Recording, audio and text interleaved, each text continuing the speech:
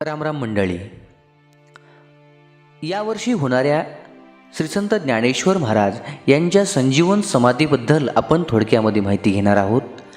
आज या आधुनिक 21व्या शतकामध्ये संजीवन शब्द ऐकला तरी थोडंसं आश्चर्य वाटतं, कारण आपण विज्ञानाच्या आधुनिक शतकामध्ये जगतो आहोत आणि कोणतीही आपल्या आवाक्याच्या विचारांच्या पलीकडची पृथ्वीवरची दुर्मिळ घडलेली घटना आपण अमान्य करायला पाहतो. एकतर आपल्या बुद्धीची, विचारांची, अध्यात्माची, वैज्ञानिक दृष्टिकोनाची झेप तिथपर्यंत जात नाही. कुठेतरी आपल्या विचारांची वैज्ञानिकता कमी पडते, कारण आपल्या विचारांची क्षमता माणूस फक्त 100 वर्ष जिवंत राहू शकतो इथपर्यंतच आहे. याच्यापुढे आपल्या वैज्ञानिक विचारांची उंची जात नाही किंवा आपण नेण्याचा प्रयत्नही करत नाही. विज्ञानच तिथपर्यंत जाऊ शकत नाही, कारण विज्ञानाने भरपूर शोध लावले आहेत, लागत आहेत, पण विज्ञानाने अजूनपर्यंत एक शोध लावण्याचा प्रयत्न करूनही लागलेला नाही. तो म्हणजे आपल्या शरीरातील तत्व.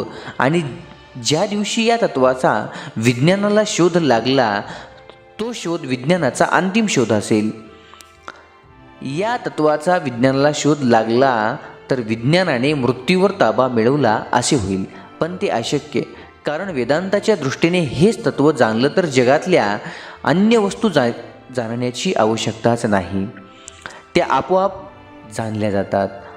या शरीरामध्ये एखादं तत्त्व आहे याचा शोध विज्ञान लावू शकलं नाही तर विश्वव्यापक चैतन्य ज्ञानोबांच्या संजीवन समाधीपर्यंत कधी पोहोचणार. म्हणून आधुनिक विज्ञान कुठेतरी पाठीमागेच अपुरं पडल्यासारखं वाटतं. नाही, अपूर्णच आहे. ज्या तत्वापर्यंत विज्ञान पोहोचलं नाही त्या तत्वावर विश्वमाऊली ज्ञानोबराय यांचा ज्ञानेश्वरी हा ग्रंथ आहे. विज्ञानाची झेप अजून तिथपर्यंत गेलीच नाही. तेथून ज्ञानोबरायांचा वास्तव प्रतिभेची झेप सुरू होते. ही विश्वमाऊलींची ज्ञानेश्वरी रूपाने घेतलेली झेप प्रत्येक मनुष्याला त्याच्या स्वतःच्या आतमध्ये असणाऱ्या तत्वाचे ज्ञान करून देणारी आहे. विश्वमाऊली ज्ञानोबरा यांनी हे तत्त्व जाणण्याच्या अगोदर अपूर पडणारं विज्ञान जाणा असं ठामपणे सांगितले. ज्ञानेश्वरी 7व्या अध्यायामध्ये या ओवीवरून विश्वमाऊली वैज्ञानिक दृष्टिकोनातून त्या तत्वाकडे नेणारे आहेत. विश्वमाऊलींनी विज्ञानाचा त्याग नाही केलेला. अगोदर विज्ञान जाणा, नंतर तत्व. येत विज्ञाने काय करावे, ऐसे घेशी जरी मनोभावे, तरी पै आधी जाणावे तेची लागे. ते तत्व जाणण्याच्या अगोदर विज्ञान जाणा. विश्वमाऊलींना ठाऊक आहे हे तत्व विज्ञानाच्या गवसणीमध्ये येणार नाही, पण विज्ञान जाणून ज्ञानेश्वरीचा अनुभव घ्या. अशा वैज्ञानिक संत शास्त्रज्ञ ज्ञानेश्वरी कर्त्याच्या संजीवन समाधीवर आपण विचार करणे म्हणजे सूर्याला काजव्याने प्रकाश दाखवल्यासारखे होईल. जिथं विज्ञानाचे हात पोहोचत नाहीत तिथं आपल्या शब्द प्रपंचाने संजीवन समाधीचे विश्लेषण काय करणार. तरीही एकदा विश्वमाऊलींची संजीवन समाधी आहे का नाही याचं वैज्ञानिक दृष्टिकोनातून संशोधन झालं. तो काळ होता 1972चा, मामासाहेब दांडेकरांचा. त्या काळामध्ये काही व्यक्तींनी सांगितले संजीवन समाधी नाही. मामासाहेबांच्या समोर हा मोठा प्रश्न पडला होता, यांना काय उत्तर द्यायचं.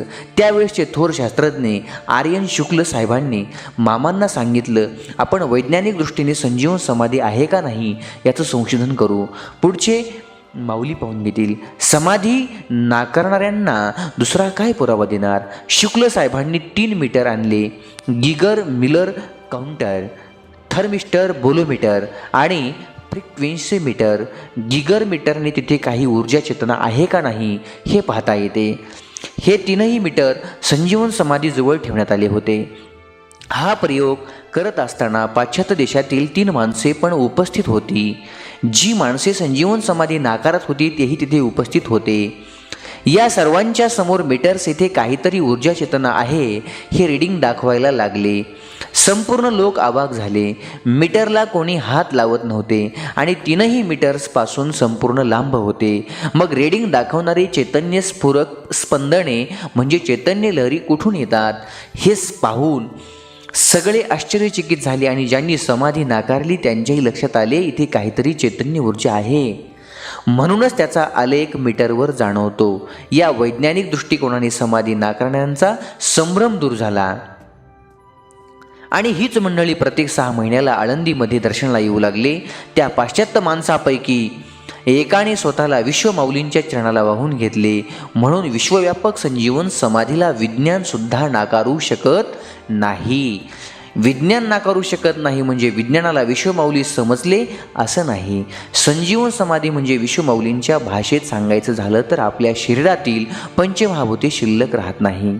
ही पंचमहाभूते त्याच्या अंशात विलीन होऊन जातात. रस, रक्त, मांस, मेद, अस्थि, मज्जा व शुक्र ही धातूसुद्धा शरीरात राहत नाहीत. ज्ञानेश्वरीत 6व्या अध्यायामध्ये कुंडलिनी अष्टांग योग संजीवन समाधी याच मूळ विश्लेषण आलेलं आहे. योग्याच्या शरीराला म्हातारपण येत नाही, तारुण्याचाही वियोग होतो, बाल्यावस्था परत येते. कारण ही अष्टांग योगाची अंतिम अवस्था आहे. जे आप आणि पृथ्वीचे अंश नाही त्या योग्याचे शरीर वाऱ्यासारखे हलके बनते. तो योगी जीवन मरणाच्या पलीकडे गेलेला असतो. त्याचं अनुसंधान फक्त भगवंताबरोबरच असतं. यालाच निर्विकल्प समाधी म्हणतात. या समाधीमध्ये योगी हजारो लाखो वर्ष जशास तसाच राहतो. हे तर योग्यांचे वर्णन आहे. आणि विश्वमाऊली तर योगीराज आहेत, योग्यांचे राजे आहेत. याच योग साधनेच्या जोरावर 1400 वर्ष जगलेल्या चांगदेवांना विश्वमाऊली चांगदेव 65च्या रूपाने उपदेश करतात. तर विश्वमाऊली किती मोठे योगीराज आहेत याची आपण कल्पनाही करू शकत नाही. जे जगताचं मूळ महातत्व भगवंत त्याचे विश्व माऊली संजीवन समाधी घेत असताना माऊलीविषयी उद्गार आहेत. देवो म्हणते रुक्मिणी हा एकच योगी देखिला नयने, हेची ज्ञान संजीवनी जाण त्रैलोक्याशी. संपूर्ण विश्व ज्यांचं भक्ती करतं त्या महातत्वाने भगवंताने म्हणावं, रुक्मिणी हा एकच योगीराज मी माझ्या डोळ्यांनी पाहिला आणि हाच ज्ञानस्वरूप असणारा योगीराज त्रैलोक्यासाठी संजीवन आहे. ज्ञानोबऱ्यांच्या रूपाचं ज्ञानच जन्माला आलेलं आहे आणि ज्ञान हे संजीवनच असतं. विश्वमाऊलींची जी समाधी आहे ती योग्यांचे राजे मूर्तिमंत ज्ञानाची संजीवन समाधी आहे. आणि ही ज्ञानरूपी संजीवन आई आजही वारकऱ्यांच्या अनुभवाला येत आहे.